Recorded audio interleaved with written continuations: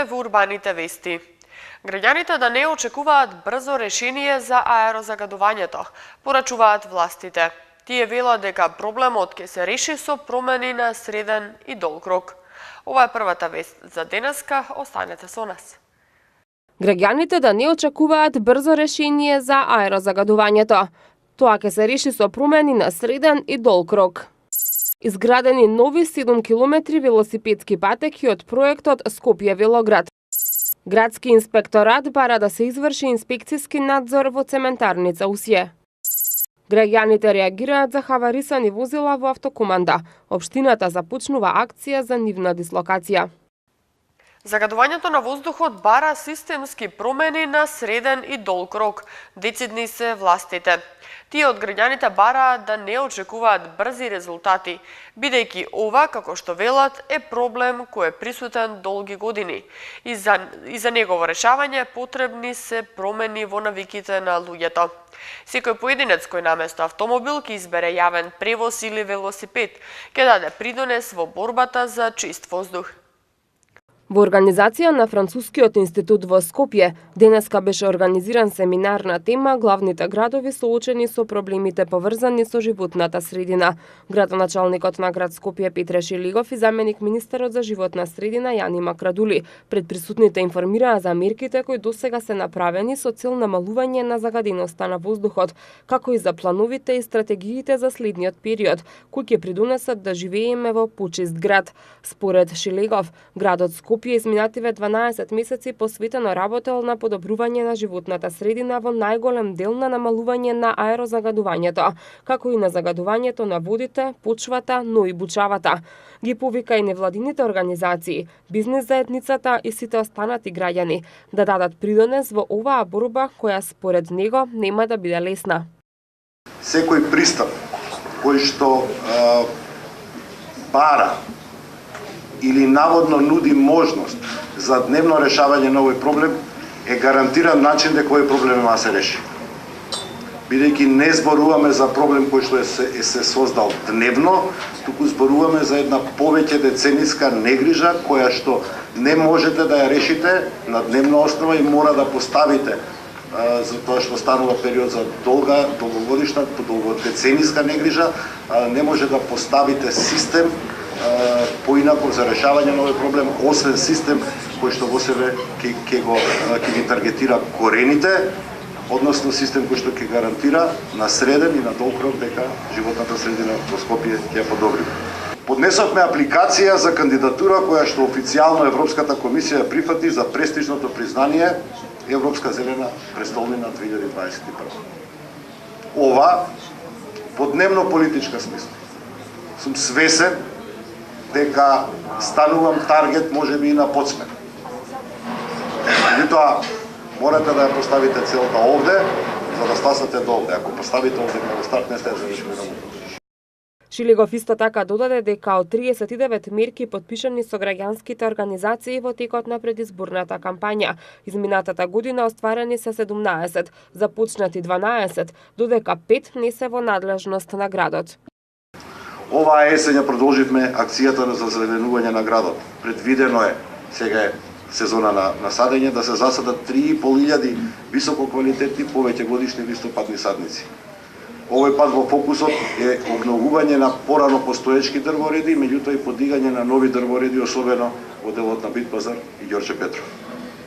Изминатиот период уредувавме нови паркови и скверови. Постепено се исполнува она што е ветувано пред граѓаните пред една година, дека во својот мандат ќе го вратам загубеното зеленило во градот. Во овој момент, во малиот ринг во градот Скопје, градот работи на два проекта. Зелениот кров на градскиот трговски центар и новиот парк позади Македонската филхармонија. Градот Скопје иницираше заедно со Министерството за внатрешни работи измена на законот при што кај техничкиот преглед на возилата секое возило може еколошки да се нотира и да добие налепница, за да може потоа административно да ги исклучуваме од сообраќај оние возила кои што придонесуваат за загадување во воздухот. Ова е една од 39 мерки кои што јас како градоначалник ги прифатив пред почетокот на кампањата, а беа широко прифатени од невладиниот сектор. Само за подсетување, неконтролираниот влез на возила придонесе повеќе од 90.000 возила во текот на 7 години со нестандардни Евро 1 и Евро 2 дизел мотори да бидат увезени во Македонија и во Скопје. Сега го плаќаме данокот на ефтиниот популизам на поранешните политики. Грејењето среднорочно ќе го решиме со гасификацијата во рамки на ингеренции кои што јас ги имам како градоначалник на Скопје. За ваша информација, повеќе од 60.000 домакинства во Скопје. Некои податоци велат дека дури и 73.000 се домакинства кои што проблемот за затоплувањето го решаваат индивидуално и се надвор од организиран систем на затоплување на домови. Најчесто со цврстите горива. Цврстите горива се најголемиот контрибут, односно предизвикувач на аерозагадувањето во текот на зимскиот период.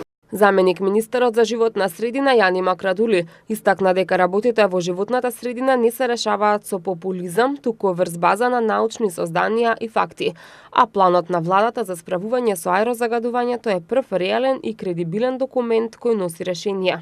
Работите во животната средина не се решаваат со популизам, туку се решаваат врз база на научни сознанија и факти. И она што се прави во овој момент и го има тој принцип и тој пристап. Науката, фактите, аргументите. Нема да најдете пример во светот, како кај нас, например, во едно од ново барокните згради кои што се во Скопје, под зградата поминува централната топлотна мрежа, ама зградата да не ја поврзите. И државата да мора да плаќа 30% повеќе за затоплување за време на зимската сезона, затоа што некој решил или мислел дека барокот кој е измислен не е поврзан на парно. Во ПМ частичките затоплувањето учествува со најголем процент. 90% од грејењето на дрва, ама не се класични дрва за жал кај нас, се купуваат влажни за да тежат повеќе, усвари некој ги продава влажни за да тежат повеќе и за да зголемат калоричната моќ, многу граѓани додаваат и пластика или искористено моторно масло. Граѓаните не сакаат да загадуваат. Затоа ние мораме да им понудиме алтернатива. Пред присутните се обрати и францускиот амбасадор Кристијан Тимоние, кој рече дека во справувањето со проблемот на загадувањето и заштитата на животната средина постои една итност, бидејќи се работи за нашата безбедност и здравјето на граѓаните. Тој потсети дека Франција го донесе својот закон за мобилност во услови кои се доста комплексни, но кои сведочат за одлучноста на председателот Макрон и на француските власти да ја спроведат енергетската транзиција. Имено законот е усвоен во 2018 година, а целта е намалување за 30% на посилните горива до 2030 година, во споредба со 2012. Законот предвидува и создавање зони на слаба емисија во градовите поголеми од 100.000 жители, што е во согласност и со препораките од Парискиот климатски договор, кој ги преминува националните граници и не засега сите, рече Тимоние. Со цел креирање одржлива урбана мобилност, градот Скопје забрзано работи на изградба на нови и реконструкција на веќе постојните велосипедски патеки. Во Скопје во изминатиот период се изградија и реконструираа 7 километри велосипедски патеки по должина на улиците и булеварите, а продолжува изградбата на патеките по булеварите Србија, Киро Глигоров и Митрополите Одосиј Гологанов. Продолжуваат активностите на градот Скопје за реконструкција на постојната и изградба на нова велосипедска инфраструктура во градот. За да се подобрат условите за возење велосипед низ Скопје, изминатиот период се изградија и реконструираа 7 километри велосипедски патеки по должина на градските улици и булевари во општините Киселавода, Центар, Чаир и Бутал. Во текот на градежните работи беа запазени сите стандарди за изградба на велопатеки. Обележена е хоризонталната и вертикалната сигнализација, а на влезот и на излезот од крстосниците рабниците се слеани, за да се овозможи непречено движење на велосипедистите. Во последниот период, нови пешачко-велосипедски патеки добија булеварот Борис Трајковски, на потегот од поранешната фабрика Стакларница до бараките на општина Киселавода, во должина од 3029 метри, на потегот од рампа до крстосницата со булеварот Крушевска република, во должина од 103 метри, улицата 11 октомври, на потег од крстосницата со булеварот Крушевска република до крстосницата со булеварот Кочо Рацин, во должина од 1332 метри. Булеварот Крсте Мисирков од крстосницата со булеварот Кузман Јосифовски Питу до клучката кај Битпазар, вкупно 1704 метри. Улицата Буталска од улицата Босна и Херцеговина до крстосницата со улицата Душко Поповиќ, вкупно 620 метри. Од ноември 2017 година се изградени и реконструирани и делниците на улица Ѓорче Петров, на потегот од улицата Кузман Шапкарев кон излезот на Скопје, на булеварот 8 септември, од булеварот Партизански одреди до мостот кај хотелот Александар Палас, на булеварот Кочо Рацин од кај 13 ноември до улицата 11 октомври и од улицата 11 октомври до булеварот Кузман Јосифовски Питу кај Веромаркетот, на булеварот Христијан Тодоровски Карпош, на потег од улицата Џон Кенеди до улицата Рокомија, како и на улицата Втора Македонска бригада, од булеварот Христијан Тодоровски Карпош до кружниот тек на улицата Лазо Трповски. Во тек е изградба на велосипедските патеки на булеварот Србија, на потегот од крстосницата со булевар Борис Трајковски до крстосницата со булеварот Асном, на булеварот Киро Глигоров, на потег од крстосницата со булевар Асном до клучката во автокоманда, како и на булеварот Митрополите Теодосиј Гологанов наспроти млечниот ресторан. Ова значајно унапредување на велосипедската инфраструктура во градот ќе го оценува и Европската комисија при евалуацијата на град Скопје за престижното признание Европска зелена престолнина во 2021 година, која што го вреднува напредокот што ќе го постигне еден град во спроведувањето на зелените политики, односно напредок во подобрување на животната средина. Во оваа 2018 година, во буџетот на град Скопје за изградба и реконструкција на велосипедски патеки беа предвидени 30 милиони денари. Град Скопје во јуни 2015 година го презентираше проектот Скопје Велоград, со кој во градот треба да се оформат 4 главни велосипедски рути кои ќе се протегаат во насока исток-запад и 7 конектори кои ќе се протегаат во насока север-југ, и тоа рута 1 Газибаба центар Карпош, рута 2 Аеродром центар Карпош, Ѓорче Петров, рута 3 Киселавода центар Карпош и рута 4 Бутал Чаир центар. Поради честите поплаки и представки од граѓаните во врска со загадувањето на воздухот, особено во делот на цементарница Усје, градскиот инспекторат бара од државниот инспекторат да се изврши инспекцијски надзор во цементарница Усје. Во изминатите денови зголемен е бројот на представки и јавувања од граѓани на телефонските броеви во градскиот инспекторат во врска со загадувањето на воздухот, особено во делот на градот околу цементарница Усје. По многобројните представки и јавувања во врска со работењето на АД Титан цементарница Усје, инспекторатот на град Скопје поднесе барање до државниот инспекторат за животна средина да биде извршен инспекцијски надзор согласно надлежностите на државниот инспекторат, бидејќи проблематиката е од јавен интерес, а се работи за инсталација која што подлежи на издавање на интегрирана еколошка дозвола и со тоа надлежноста за инспекцијски надзор е во ингеренции на државниот инспекторат за животна средина. Градскиот инспекторат бара од државниот инспекторат во најкус временски рок да изврши контрола и неопходни мерења со акредитирана лабораторија и потоа да информира за резултатите. Граѓани од населбата Автокоманда се револтирани од проблемот со хаварисаните возила на паркинзите, кои го зафаќаат паркинг просторот. Од општина Газибаба за Прва Скопска велат дека се запознаени со проблемот и веќе се изречени опомени до собствениците. Дел од нив веднаш ги отстраниле хаварисаните возила, а за оние кои не го сториле тоа ќе постапат согласно закон. На старите хаварисани возила местото им е во отпад или во гаража, а не на паркинг, каде што зафаќаат место и оневозможуваат да се паркираат возила и покрај проблемот со немање доволен број паркинг места, реагираат жителите.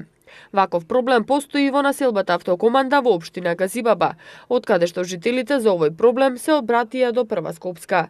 Тие велат дека пријавено е во општина и во ПАЈАК служба, но од ПАЈАК службата им посочиле дека надлежноста за отстранување на хаварисаните возила е на општините и за нивно отстранување од јавните површини се грижат општинските комунални инспектори.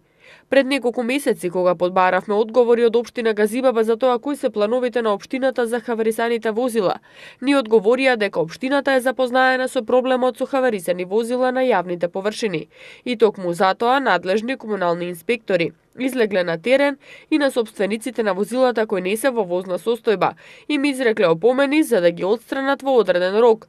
Но според жителите, и она што успеа да го забележи нашата камера, сликата на терен и не е толку променета. Градоначалникот на општината Борис Георгиевски најави дека после доставените опомени и залепени налепници на собствениците за да си ги отстранат возилата, започнуваат со акција за нивна дислокација. Акцијата ќе започне од Железара, Автокоманда и Керамидница, а потоа ќе продолжи од Триангла до Хиподром. За да се надмине проблемот со хаварисаните возила кои што се наоѓаат на територија на општина Газибаба, започнуваме со акција за нивна дислокација. Прво од населеното место Железара, Автокоманда и Керамидница, каде што веќе граѓаните на своите возила кои што долго време се наоѓаат на узурпираните сообраќајни места се залепени налепници, кои што ќе треба во законскиот рок од 8 дена да ги отстранат. Во тој случај општината заедно со градските служби истите ги дислоцираме. Ова го правиме за да истите не бидат и попречуваат во делот на паркирањето, а и да се ослободат дополнителни парки места кои што и така недостасуваат во градското урбано јадро. Продолжуваме и понатаму во втората фаза во населените места од Триангла до Хиподром и во населеното место Ченто. Овде проценка е наша дека има околу 80 хаварисани возила кои што во момент представуваат навистина сериозен проблем во делот на паркирањето и одвивањето на сообраќајниот режим во општина Газибаба. Доколку и понатаму хаварисаните возила не бидат дислоцирани, инспекторите ќе постапуваат согласно законските мерки. Од општината исто така соопштуваат дека дел од собствениците на кои им биле изрешени опомени веднаш ги отстраниле возилата, а за останатите упатуваат апел да го сторат тоа во најкус можен рок, со цел да се ослободат паркинг местата. Во спротивно ќе постапуваат согласно законските мерки. Барањето за регистрација во електронскиот систем на Управата за јавни приходи од сега може да се поднесе и во ново отворените даночни шалтери во општините Газибаба и Киселавода. Претходно вакви шалтери на УЈП беа отворени и во општините Аеродром и Ѓорче Петров. Поради регистрација на граѓаните на системот за ЕПДД и прием на барањата за регистрација, покрај шалтерите лоцирани во регионалната дирекција на УЈП Скопје, спроти Даре Џамбас и претходно отворените канцеларии на УЈП во општина Аеродром во општинската зграда на Авторикат и во општина Ѓорче Петров во зградата на урбаната заедница Ѓорче Петров, кај полициската станица. УЈП отвори и два нови шалтери, лоцирани во општина Киселавода, барака број 4 и во општина Газибаба, барака за едношалтерски систем, поранешен даночен шалтер на УЈП. Канцелариите на УЈП во општините Киселавода и Газибаба ќе бидат отворени од 26 ноември до 31 декември, со работно време од 8 до 16 часот. За дополнителни информации, граѓаните може да се обратат на инфоцентарот 0833 000. Очекувањата на УЈП се дека до крајот на годинава треба да се регистрираат околу 900.000 даночни обврзници. За таа цел, канцелариите на УЈП ќе работат и со продолжено работно време. За оние пак кои при регистрацијата го загубиле ливчето што треба да го однесат во УЈП, неопходно е да одат на шалтерите на УЈП и таму да им се испечати пријавата. Четврти пат поред, детската градинка Гоце Делчев од населбата Илинден е добитник на признанието Еко-градинка на највисоко ниво зелено знаме. Со ова знаме градинката ќе има можност да аплицира за финансиска поддршка за екопроект. Детската градинка Гоце Делчев по четврти пат во континуитет е добитник на интернационалното признание Еко-градинка на највисоко ниво зелено знаме. Со добивање на зеленото знаме, градинката се стекна со право да аплицира за финансиска помош за екопроект. Градинката ќе подготви проект со кој ќе аплицира за мал грант, одобрен од програмата за мали грантови за екоградинки, финансирани од Европската унија. Организацијата ОХО на градинката и додели зелено знаме, додека вработените вклучени во проектот примија сертификати како признанија за успешна реализација на проектот. Еко градинка е градинка која ја усвоила заштитата на животната средина како еден од основните вредности за управување и раководење. Градинката покрај тоа што ги воспитува и едуцира децата на тема заштита на животната средина, ги едуцира и сите вработени во институцијата и пошироката заедница. Еко градинката теоретското знаење го применува во пракса и при управувањето и раководењето ја зема предвид состојбата и иднината на животната средина. Според статистичките податоци во Македонија, сигурносен појас во автомобил користат само 30% од возачите, додека пак патниците кои се превезуваат на задните седишта, речиси да не користат појас. Сигурносниот појас го намалува ризикот од фатални последици за речиси 50%. Нема изговори за некористење појас во автомобилот. Возењето без појас е причина за голем број сериозни повредени лица во сообраќајни незгоди, порачуваат од Републичкиот совет за безбедност во сообраќајот на патиштата. Истражувањата покажуваат дека во Република Македонија само околу 30% од возачите користат сигурносен појас. Тој процент е уште помал кога се работи за сопатниците на предното седиште, а за патниците на задните седишта процентот на лица кои користат појас е приближно еднаков на 0. Во Македонија, според статистичките податоци, правилото за користење сигурносен појас најмалку го почитуваат младите на возраст од 17 до 34 години. Податоците покажуваат дека во помалите градови возачите поретко користат појас, отколку во главниот град Скопје, како и податокот дека појасот ретко се користи при возење во населено место, отколку надвор од населеното место. Истражувањата на релевантните меѓународни организации покажуваат дека 50% од возачите загинале поради тоа што не користеле појас, односно сигурносниот појас го намалува ризикот од фатални последици при сообраќајни незгоди дури до 50%. Според Законот за безбедност на сообраќајот на патиштата, секоја отстапка и секое непочитување на законот, односно некористење појас, се казнува со 40 евра во денарска противредност или 25 негативни бода за возачот на возилото, додека за лицата кои се превезуваат со возилото, а не користат сигурносен појас, казната изнесува 50 евра во денарска противредност. Големиот македонски актер Мите Грозданов, кој почина завчера на 75 годишна возраст, денеска беше испратен во вечното почивалиште. Доајенот на македонскиот театар одигра стотици улоги во професионални театри, главно во Драмскиот театар, каде што работеше од 1967 година до пензионирањето во 2008 година.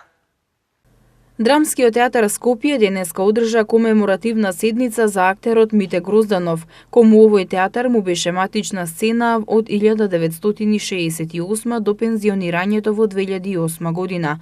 Доајенот на македонскиот театар почина завчера во 75-та година од животот. Мите Грозданов е роден на 14 декември 1943 година во Струмица. Тој почнал да работи во Драмскиот театар во 1968 година со представата Партитурата за Еден Мирон, во која го открил својот богат, раскошен талент, уникатен и универзален. Во годините што минуваа, Мите Грозданов на сцената на Драмскиот театар остави 70 на улоги и уште се во сеќавање неговите сценски реализации во Мајка од Виткиевиќ, Грдиот Нарцис од Арсовски, Јане Задрогас од Стефановски, Татко од Стриндберг и така натаму. Тој одигра брилијантни улоги и во филмовите Сутјеска, Планината на гневот, Залез над езерската земја, Истрел, Татко или Проколнати сме Ирина, Црно семе, Среќна нова 49-та. Една од највпечатливите улоги на телевизијата по која го паметат повеќе генерации е ТВ серијата Случки од животот, снимена во 80-тите години. Покрај бројните улоги, Грозданов е и автор на поезија и ги објави книгите песни Откорнат од душата, Земјанец и Ме болат мислите. Утре врнежите на планините и на повисоките места ќе бидат од снег, но со слаб интензитет. Ќе дува засилен северен ветер што ќе услови значителен пад на температурата во наредните денови. В четврток ќе биде студено со провејување снег, а од петок се очекува разведрување. Во Скопје утре дневната температура ќе достигне 6 степени, в четврток 4, петок 3 и сабота 5 степени.